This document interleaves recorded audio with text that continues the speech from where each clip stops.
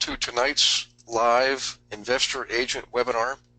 And again, also welcome to those of you who've been through some of the other programs like turning rental problems into real estate profits, rental problems without the pain, and flipping for profits without the risk. The wholesaling program, all the material has been created. It's in the process of being transcribed and edited and published, all that kind of stuff. So we're really looking at, I'm going to say easily February, February, 1, 2, 3, 3 months out is February, is what we're looking at. So we'll have that available for you guys. I made that last, really not necessarily was my call. It was what you guys wanted back in the spring. It was a pretty close toss-up between rolling out the rental problems, or turning rental problems into real estate profits program, and rolling out the wholesaling.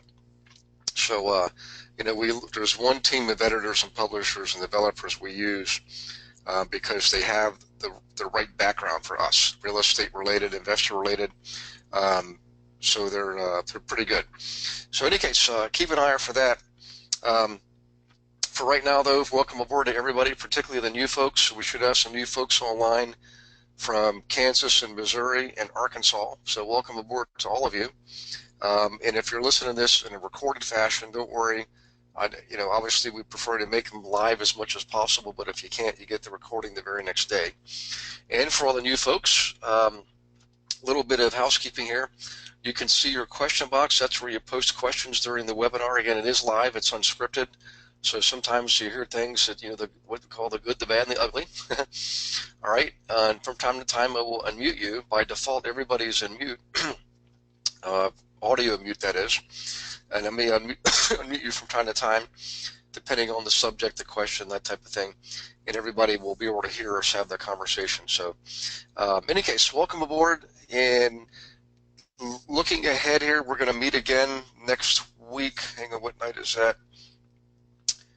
Let's see here.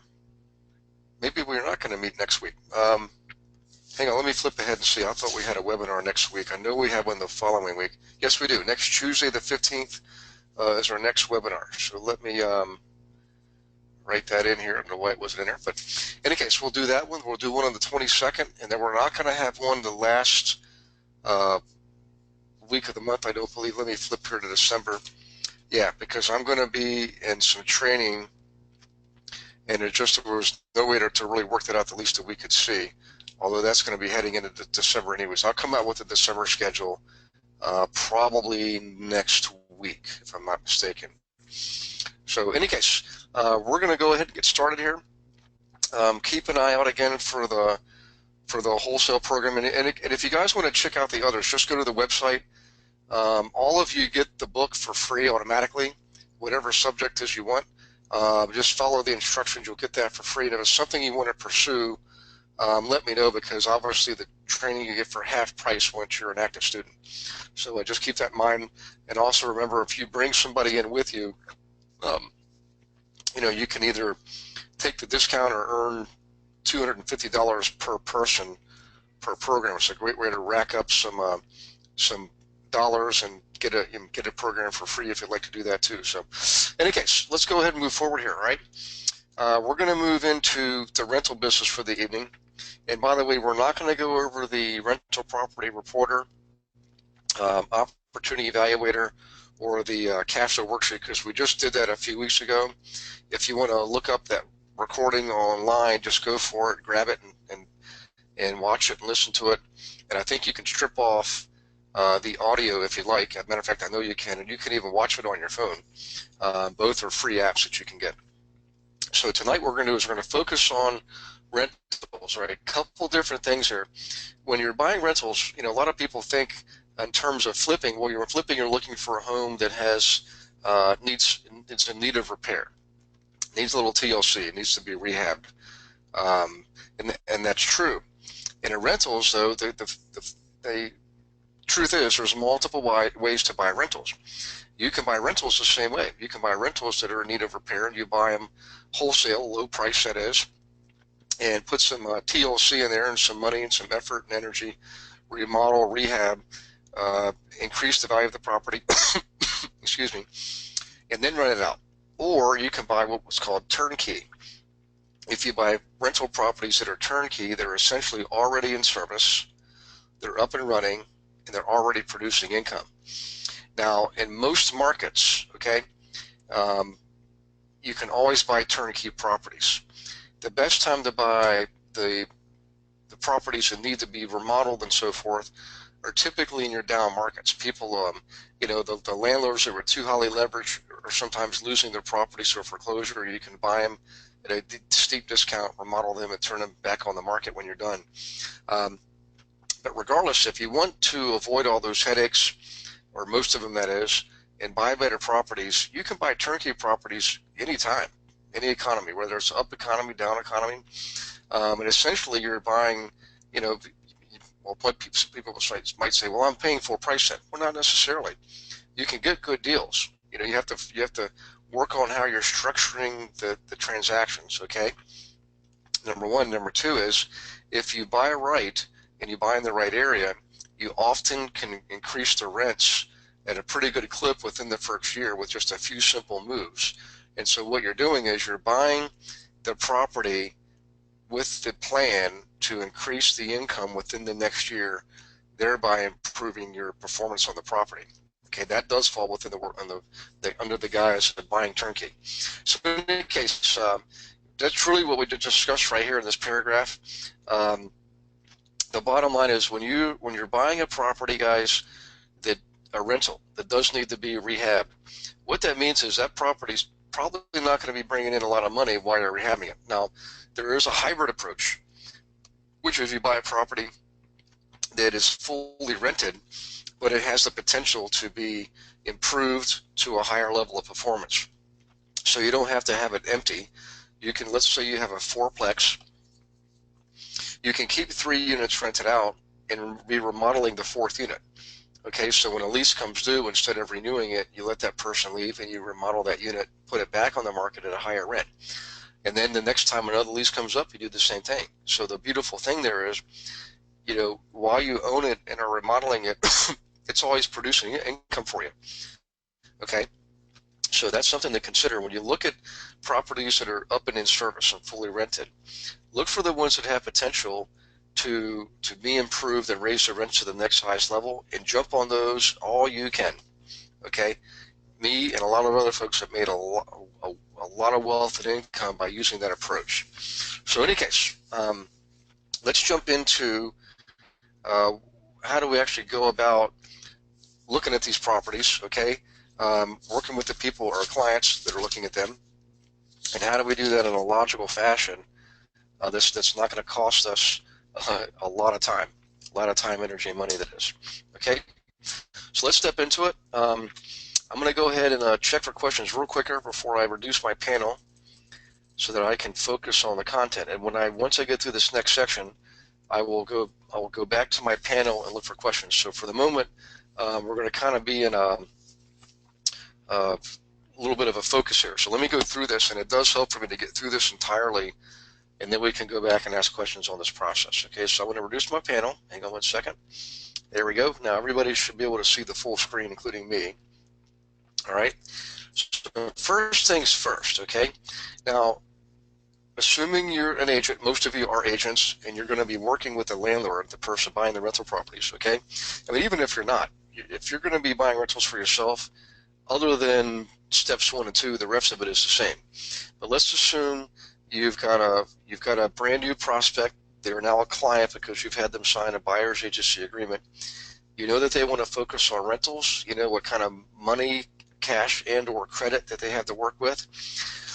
And you've done your homework from the first module. You know the areas to be in, the zip codes in the specific neighborhoods, okay, by using the school report and melissadata.com and your planning commission website to narrow things down to the best of the best areas, in this case, to buy rentals. So you're working with your client. You obviously do the interview. Okay, you have your telephone conversation with them, establish their goals, and obviously qualify them, okay?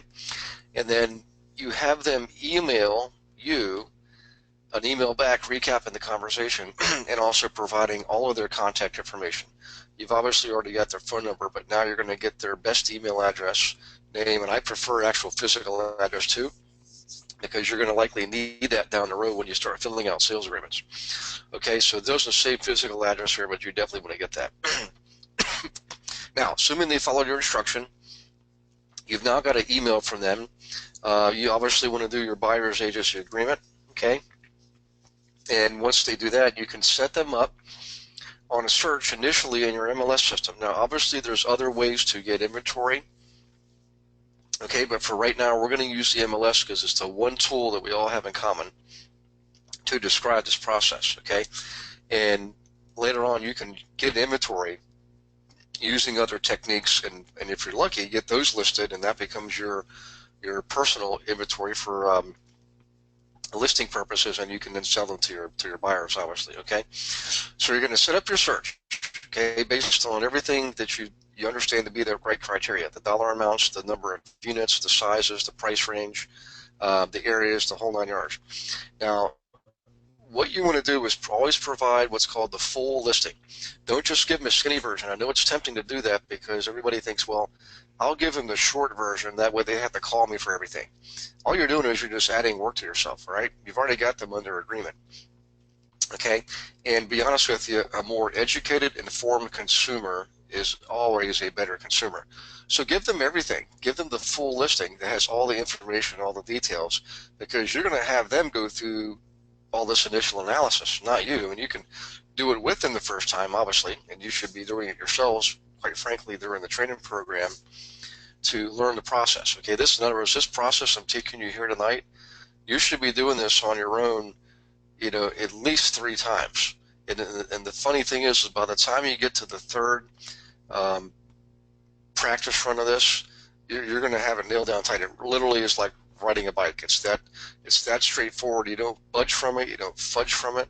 You don't change it. You just do it exactly as it's put here. And within a matter of 3 or so practice runs, you'll have it nailed down pretty tight, and then you can show somebody how to do it. So in any case, back to this. You get all of the listings that meet your criteria.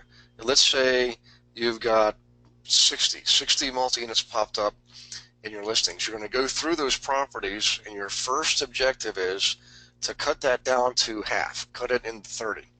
And the way you go about it is, it's very similar to what we did with the listings last week. However, the main set of criteria after pricing is satisfied is financial performance, okay? Not the physical condition of the building. That's going to come next. But see, when you're working with a flip, you go right into determining, after you determine the area is a good area, you go right into the physical condition of the property, okay? You look at pictures and so forth and so on, like we described last week. In this case, you obviously are going to be interested in the pictures and all those other pieces of information, but as soon as you get the obvious out of the way, you're going to jump right into the financials. So let's go ahead and dig in, and let's talk about this. All right, first things first. Once you know what a reasonable fair market value is for the area you're looking at, like an average per unit cost, okay? And that's going to vary between 1 bedrooms, 2 bedrooms, 3 bedrooms, etc. All right, so once you know what that round average figure is, now you can look at list price, okay? And if the list price is below what you perceive to be fair market value for that type of property in that area, then you're going to keep that property for more observation, for more analysis. If the list price is higher than what you believe is fair market value for that property in that area, then you discard that listing. You literally throw it away, all right, or turn it over and make it scrap paper, okay? Now, once you've done that, now you've narrowed your list down dramatically. You've gotten rid of all the ones that economically just don't make sense to look at. Yes, you can look at them and make really low offers, but you're really beating your head against the wall. You're better off focusing on the properties that are already priced reasonably or favorably, and work only with those owners, because you got a much better shot of getting offers on a contract and you earning a commission. Okay, so first things first, again, is list price versus perceived value. Now the next thing you do is you take it at first glance at the photos of the property, the lot size, the room sizes, other characteristics, to really obvious things. So if you look at that and it just looks like a real piece of junk, you discard that. Okay, now you're left with even fewer properties. Now on these final set of properties, this is now your third pass through these properties. So again, it's going to take a few passes. Now you're looking at financial data. Now, let's say you're lucky and the listing agent provided you all the financial data. And by the way, if you ever look at any of my listings for rental properties, you'll see I put all the data in there, all the financial data, every single bit of it. Because I learned in the past that when I do that, I get more qualified callers, okay? The people who don't like it or don't want it are going to look at all the financials and to realize that they're working with a pro, and then they're not going to be able to pull the wool over my eyes or make me some ridiculous offer or what I call smoke and mirrors, okay? It's not going to work here. They're going to know they're dealing with a professional. So let's say, though, that you don't have all that information on your listing. The listing agent didn't provide it because they maybe don't know what they're doing, okay? They don't think it's important. They think, like a lot of mistakenly, a lot of other agents, oh, well, if I don't put this information in there, then they'll have to call me. Well, that's not true. They're losing a lot of business. You'll get more calls and better qualified calls when you provide the information, right? So let's say they don't, though. Just be devil's advocate here. What you want to do is email the agent. Yes, you can call them too. I prefer to email and tell them in the email, we've gone through our initial analysis. This property has made the cut to do further analysis. In order to do that, we need financial data on the property. Please provide a pro forma showing the income and expense for that property at a minimum for the last year, if not the last 3 years. Now, a lot of good agents already have that available to them. And sometimes, nowadays, by the way, you can add that as an attachment to the listing. You can add that type of data in an attachment to the listing that your prospective other buyer agents can pull down, okay? So in any case, assuming you get the data one way, shape, or another, all right? What you do is you take the information, look at the income, look at the expense, and you're going to go through, maybe use like the cash flow worksheet initially. Remember the cash flow worksheet? It's in your training manual. That's the simplest way to determine profitability for a rental property. It's the easiest, fastest one. It's cash flow worksheet. Plug in these values, plug in the rents, okay, plug in the expenses, and see what comes out the other end. If it looks like a winner, then you're going to keep it in the good pile for further analysis. If it doesn't, you're going to drop it right then and there. And don't worry about it. Don't come back to it. Just, it's not going to be worth your time, all right? The other thing you're going to do is you're going to compare the figures that they're providing with what you believe are fair market figures for a similar property in a similar area, okay?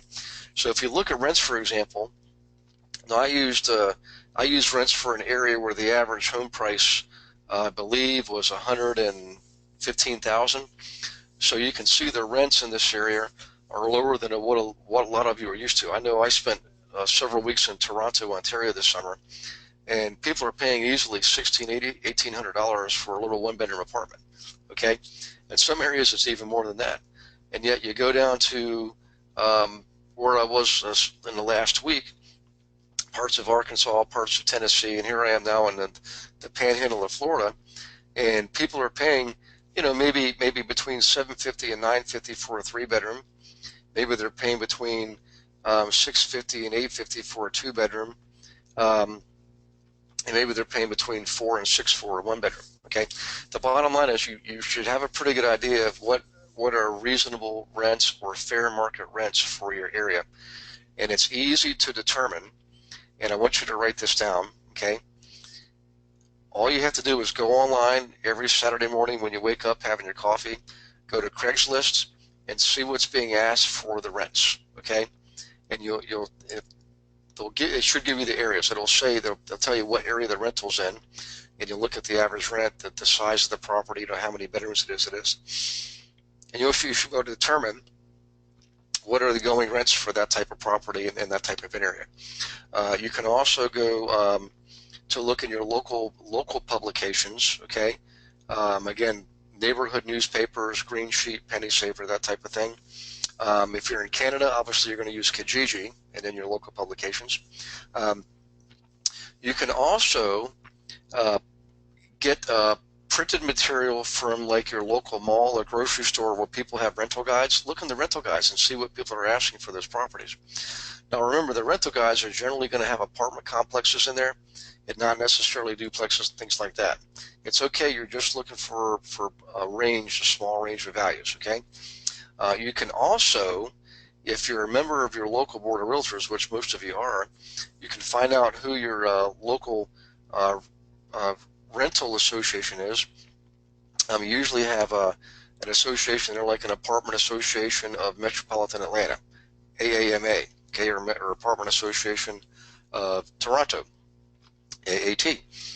Okay, and what you can do is call them and ask them what the latest figures are for rents. Another source is this, guys. You can write this down, city data. You can go to city data, just Google city data in your area, and then there will be lots of valuable information, including what the rents are for the different size of, 3-bedroom, 2-bedroom, 1-bedroom, different types of properties, right?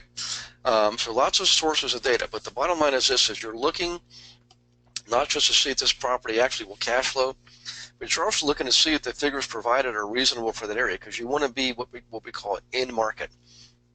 Okay, if you're priced too high or priced too low, you're technically out of market, and you might have a challenge with that property down the road. Okay, so in any case, I think we beat that horse to death there. The bottom line is you're looking at the income and expense profitability for that property. By the way, if you think there's reason to improve those figures, then obviously keep this in a good list. Let's say it's marginal now, but you believe from what you've seen that has a lot of potential for improvement. You obviously want to keep this in a good list. Okay, now when it comes to the average cost per unit, again, this is going to vary widely. I just use an example here, and as a matter of fact, I made the note, excuse me, different areas will have vastly different pricing models. Study your area and make adjustments accordingly. So generally speaking, you should also be able to determine a ballpark figure of a per unit cost. So let's say you're looking at a triplex, 3 apartments in one building, and you've got a 1-bedroom, a 2-bedroom, and a 3-bedroom.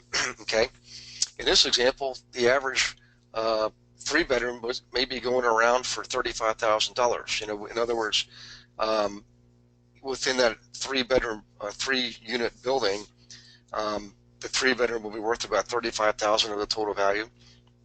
The 2-bedroom will be worth roughly $30,000, and the 1-bedroom roughly $25,000. That's a total of $90,000 for that triplex. Okay, and what you're looking for is looking at other listings that are active, that are pending, that are sold for triplexes, and see what they're selling for, the average cost per unit.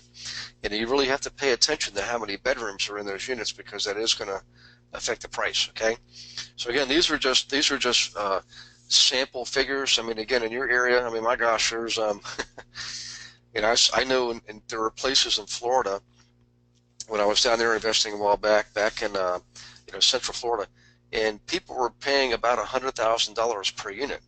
Like in a 10-unit building, they were spending $1 million on that building. Okay, then you had other areas where in a 10-unit building was going for $300,000, like in this example here. Okay, you just have to understand, and up in the Bronx, Queens, and Brooklyn, where I was back in September, you might have to spend $500,000 on a triplex. Okay, somewhere between $400,000 and $600,000. So in any case, it's going to vary by area, but so will the rents. So everything is relative. What I'm trying to give you here is a formula to follow, and then you've got to plug in the values for your particular area. So in any case, also remember that there's other variables. Like if you're buying a property turnkey versus rehab, that's going to affect some of this step number 5. All right. If it's something that needs to be rehabbed, obviously you're going to be going low on some of these figures, okay?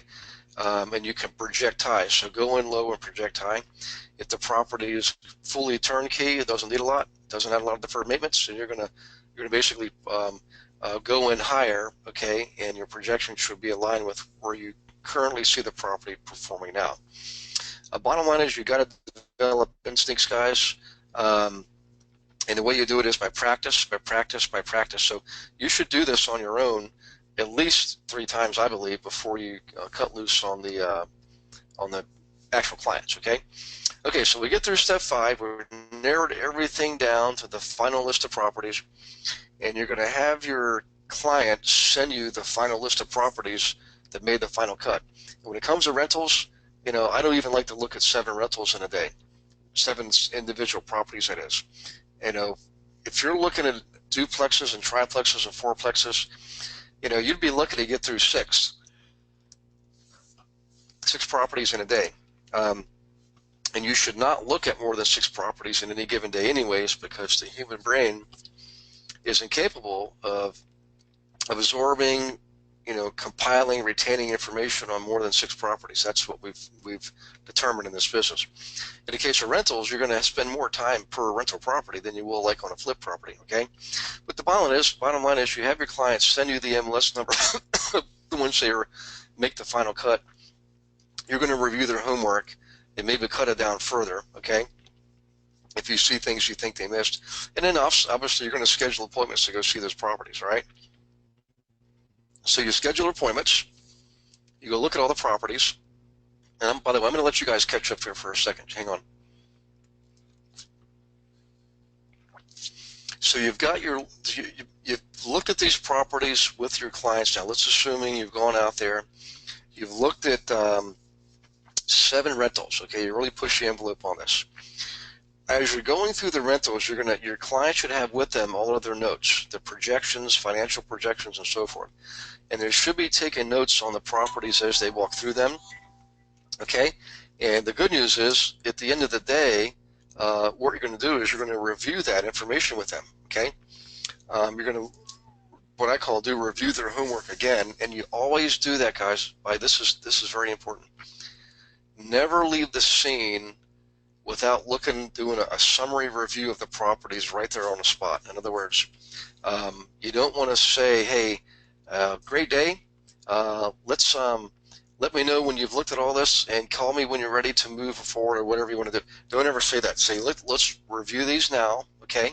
So you're looking at them after the last property. Maybe you go to a local Starbucks, or you just do it in your car, or if you have a truck, you pull down your tailgate, whatever the case is, okay?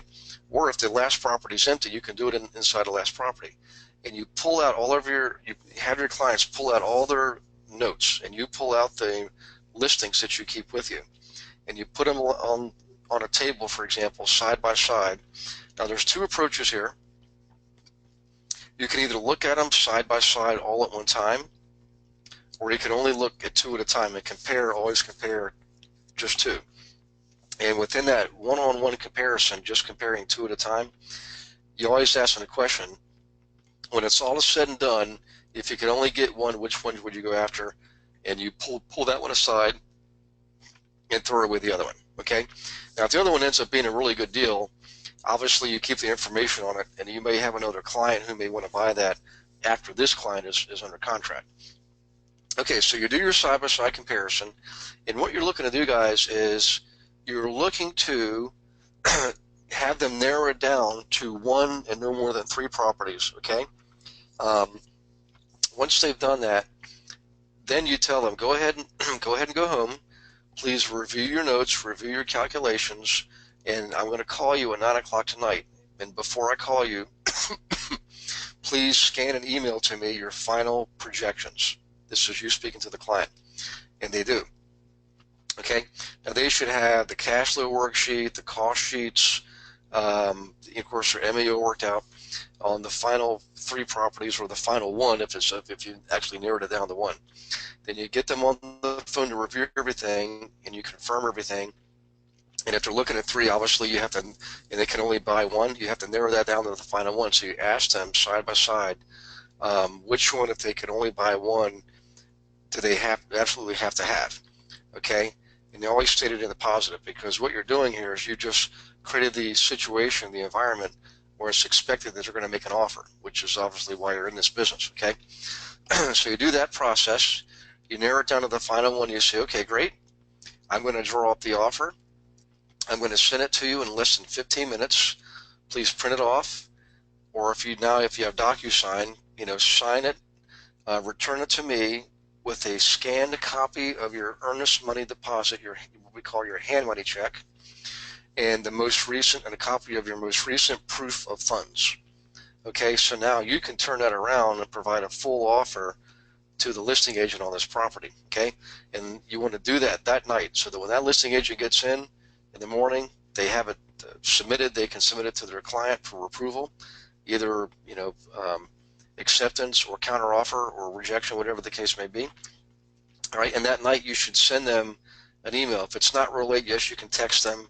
I just prefer to email them, say, I got one coming your way. It's in your in-basket now. Please get back to me tomorrow.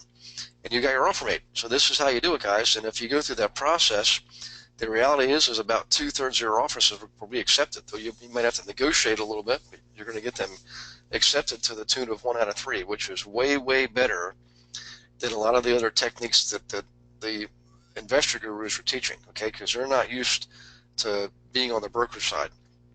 And number one. Number two is they're always teaching no money down techniques. So they have to make those crazy offers and do smoke and mirrors and things like that.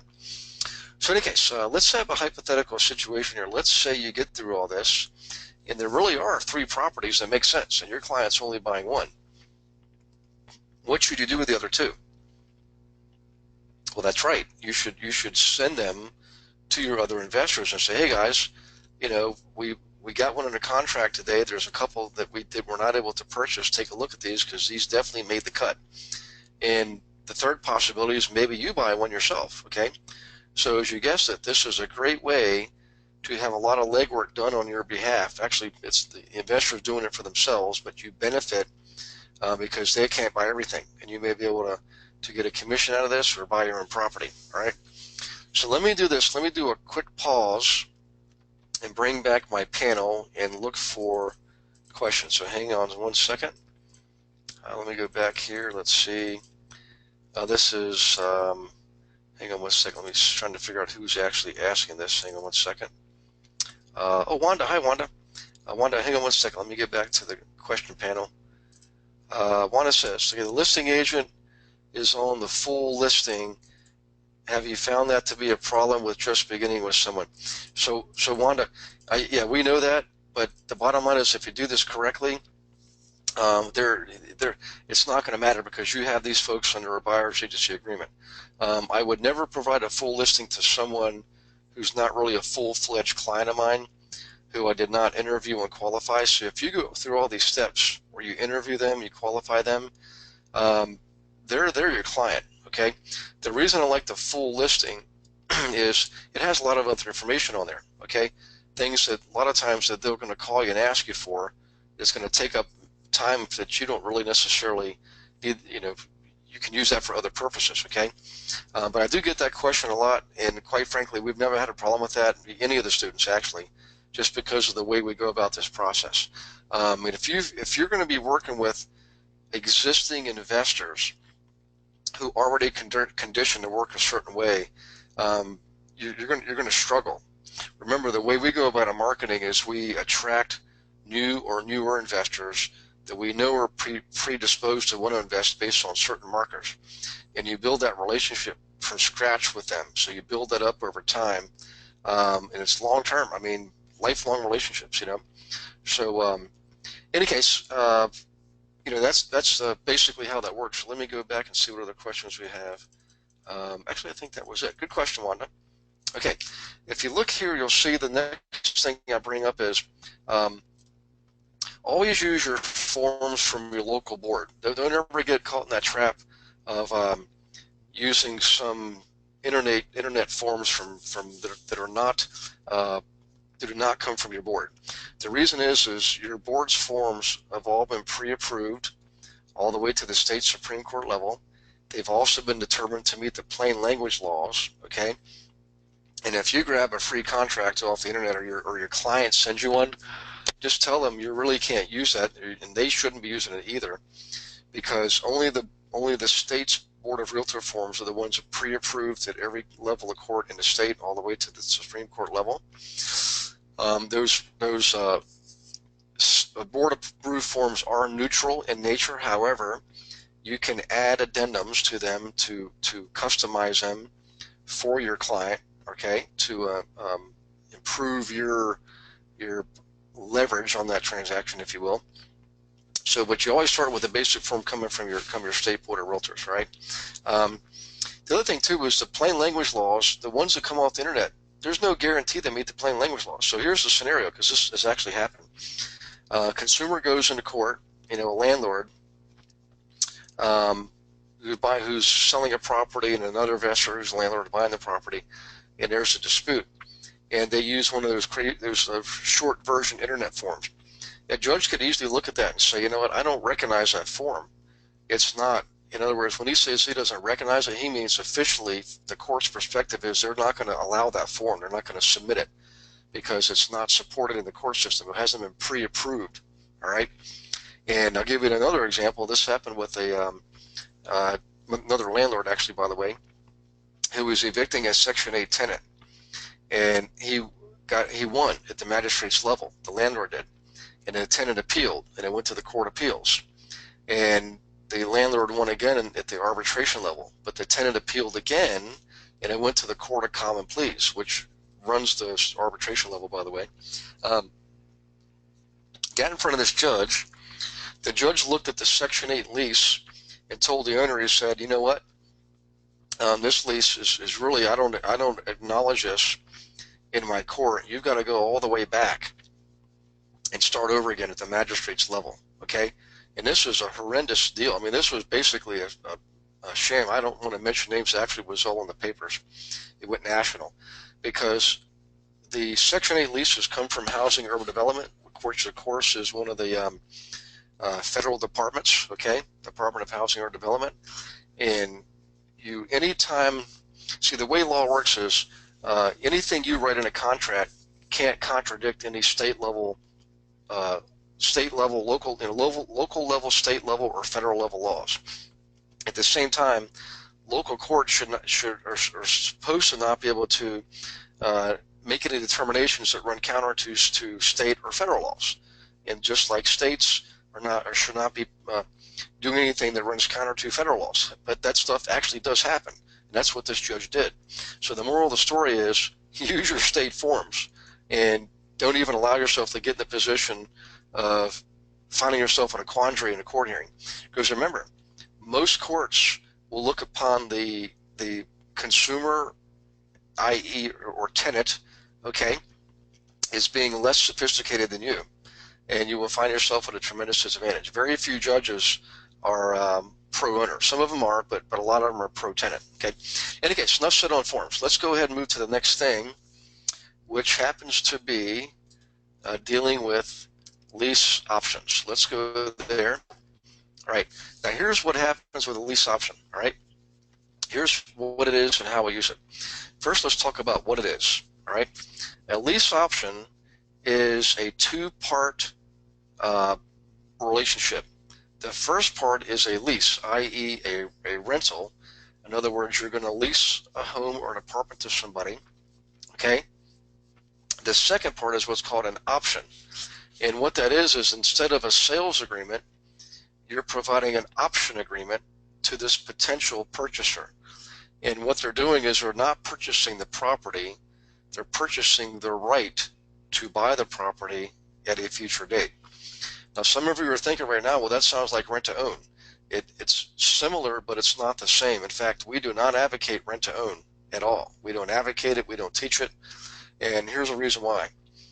When you do a rent to own agreement, guys, what's happening is number one, these people are making some kind of deposit. Typically, it might be small.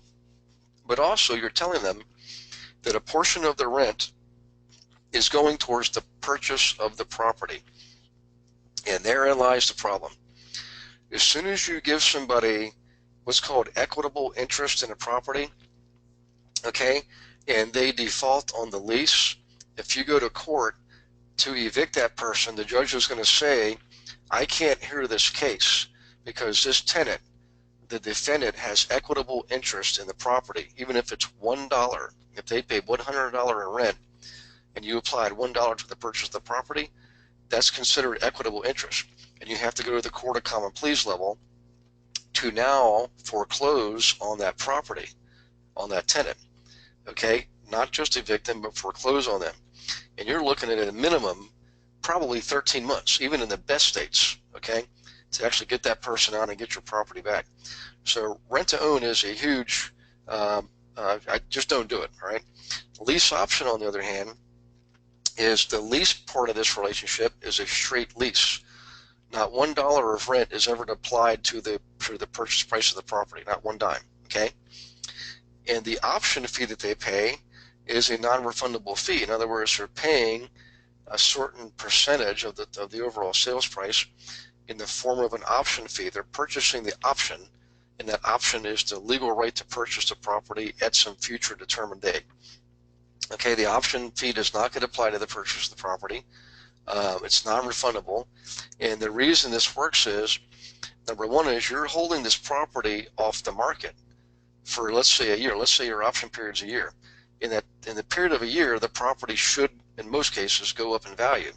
So you're locking in the price at the current day market value, agreeing to sell it at a future date when the property is probably going to be worth more.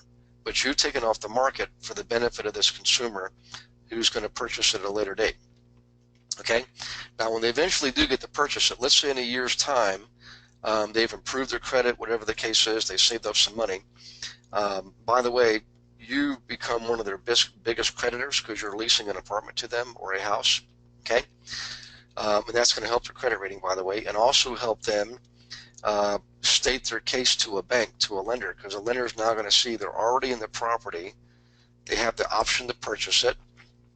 They've been paying rent there, okay, and they've been paying regularly, faithfully, every single month, month in, month out. So you're actually going to help them improve their credit, and it's going to help them get the property, all right? By the way, the fact that they have possession, which does come in a lease, by the way, is one of the other rights of ownership. So in any case, bottom line is, the obvious goal for them is to exercise their option to purchase by the time that year is up, if you did a one-year option period. Now, let's say they don't. Let's say that they don't end up purchasing a property. They can't get a loan, whatever the case is. You have a couple of different avenues you can take here. You can either extend the option period or have them purchase a new option altogether, okay? Both for a fee, okay? You could do neither of those and just let the person move out, because remember, all they were was a tenant. They have no equitable interest in the property. They're just gonna move. You get the property back to either try to sell it again, or rent it, or do another lease option. I've had properties, I've done as many as 3 lease options on the same property before somebody finally bought it. Okay. A couple of other added benefits are, you can generally get full price, whatever your listing or asking price is. You'll get that in the option agreement. Okay, you don't have to negotiate typically. While the person lives there, even though they're technically tenants, you make them in a lease responsible for all maintenance and repairs. You know, anything that's considered a capital improvement, you should probably keep yourself. Like if a roof, caves in, or the furnace goes, what have you.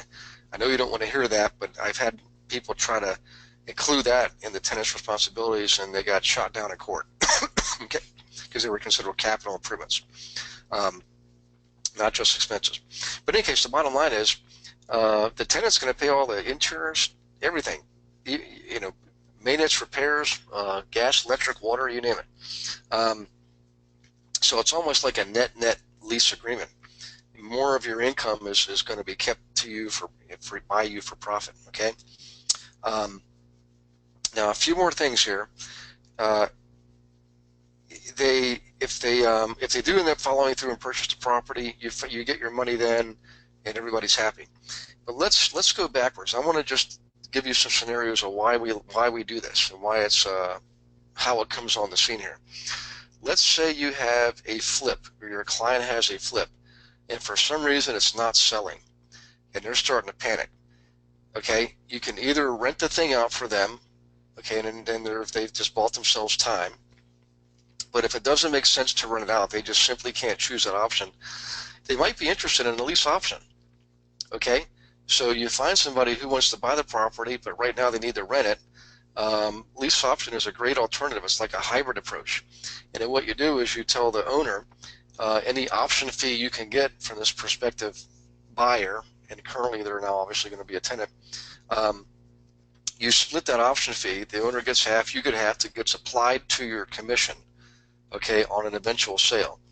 The reason we do that is this: that if you decide to wait till the final sale to go through, what if it doesn't go through and you've got nothing? So you at least get some commission for pulling this thing together, okay? By way of splitting that option fee.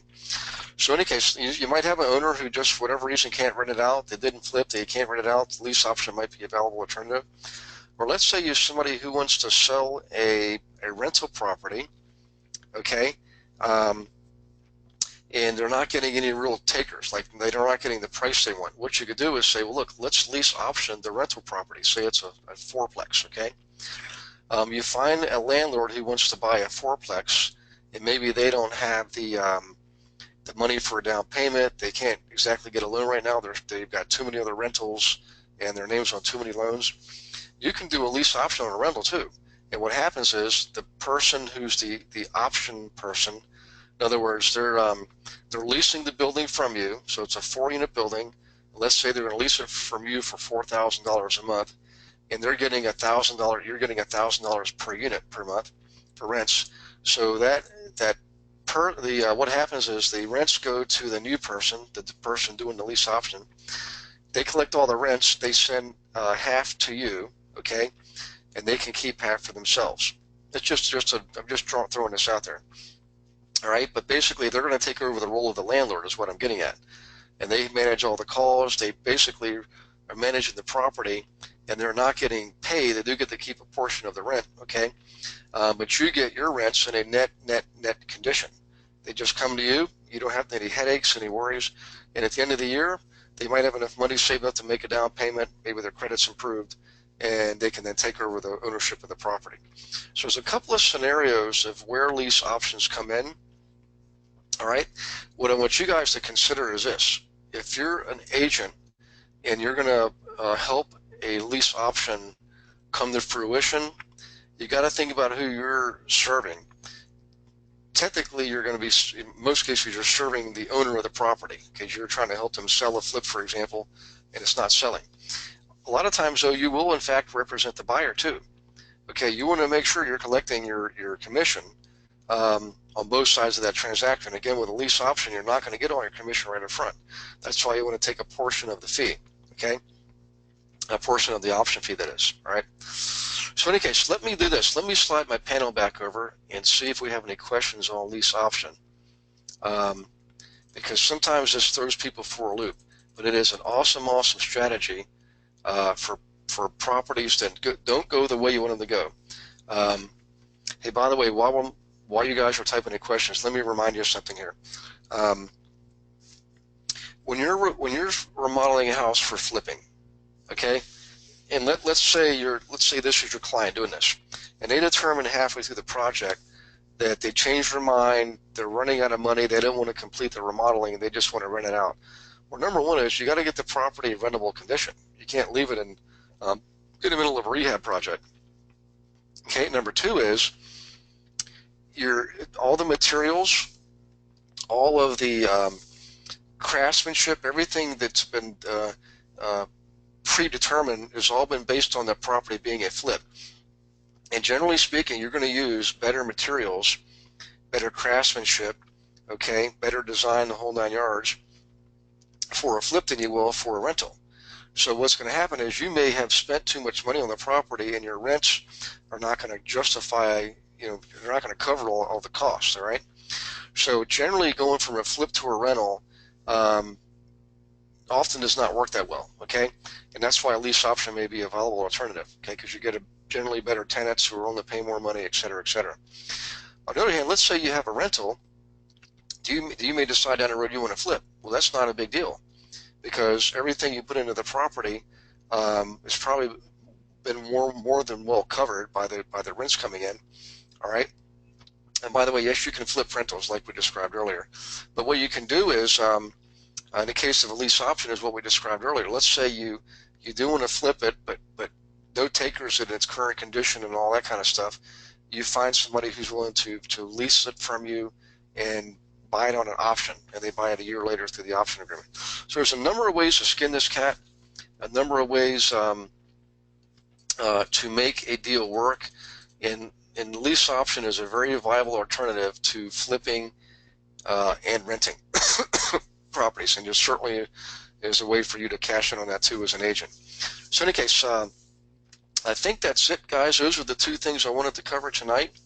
Let me scan here for questions one more time. Hang on one second. Okay, it looks like we're okay. Let me just go back through just to make sure I didn't miss anything. Okay, we are all caught up and all done on questions. How about that? We actually finished early for a change. Normally we go over. So in any case, guys, thank you for participating tonight. We will see you next week. What did I say that was? I think I said that was the 15th. Yep. And I will be back in Atlanta. How about that? For all the folks from Atlanta, I'll be back in Atlanta next, let's see, Sunday night through Wednesday. Wednesday night I drive to Asheville, North Carolina. So for all you folks from Hendersonville and Waynesville, I'll maybe see some of you guys in the Asheville area, all right? So, okay, thanks guys for participating tonight. I hope you have a wonderful rest of the week. Enjoy this crazy, beautiful weather we've been having, all right? And we will see you next week. In the meantime, God bless you and take care.